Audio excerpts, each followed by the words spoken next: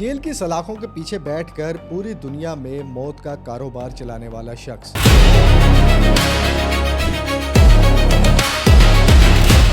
एक ऐसा नेटवर्क जिसने अमेरिका, कनाडा और यूरोप को हिलाकर रख दिया।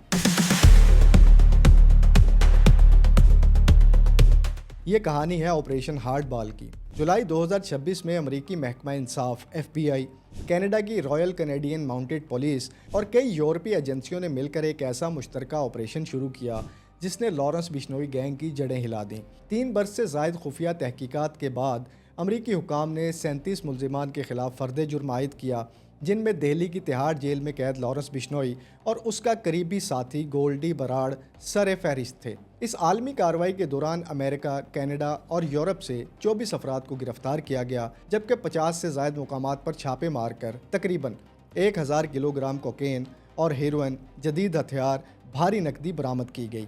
अब ज़रा इस शख्स को जानिए जिसे अमरीकी तफ्तीशकार नेटवर्क का शुमाली अमरीकी सरगना करार देते हैं। सतिंदरजीत सिंह उर्फ गोल्डी बराड़, जो 1994 में पंजाब के ज़िला मकतसर में पैदा हुआ, जिसका बाप खुद पंजाब पुलिस में असिस्टेंट सब इंस्पेक्टर था, मगर बेटा 2017 में तालिब इल्मी के वीज़े पर कनाडा पहुंचा और वहां से जराइम की दुनिया का बादशाह बन बैठा।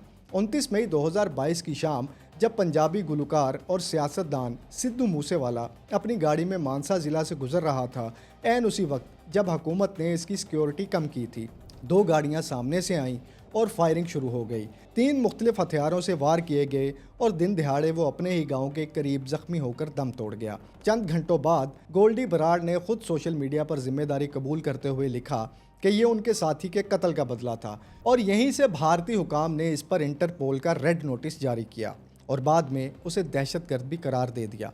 मगर असल सवाल यहीं से शुरू होता है।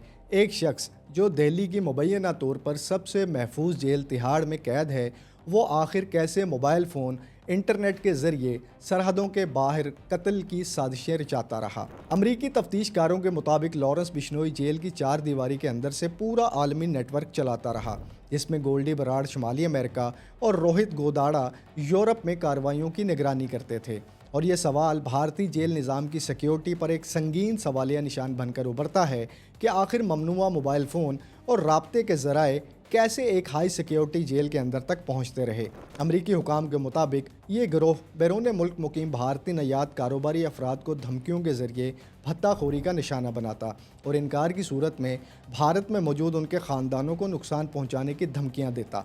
इसी गैंग पर 2023 में कनाडा के शहर सिरे में एक सिख रहनुमा के कत्ल की साजिश रचाने का भी इल्ज़ाम आयद किया गया और अमरीकी तफ्तीशकारों ने इस मुकदमे को रैको एक्ट के तहत आगे बढ़ाया, जो मुनज़्ज़म जराइम पेशा ग्रोहों के ख़िलाफ़ अमेरिका का सबसे सख्त कानूनी हथियार समझा जाता है। FBI के लॉस एंजलिस दफ्तर के असिस्टेंट डायरेक्टर पैट्रिक ग्रैंडी ने इस ऑपरेशन को 3 सफ़ाक बैनुल-अक़वामी गिरोहों के ख़िलाफ़ एक फ़ैसला कुन ज़र्ब करार दिया और कनाडा पहले ही इस गैंग को दहशतगर्द तंजीम करार दे चुका है। ये कहानी सिर्फ एक गैंग की नहीं, बल्कि उस सवाल की भी है कि जब मुजरिम जेल के अंदर से भी सल्तनतें चला सकें तो इंसाफ का निज़ाम आखिर कहाँ खड़ा है।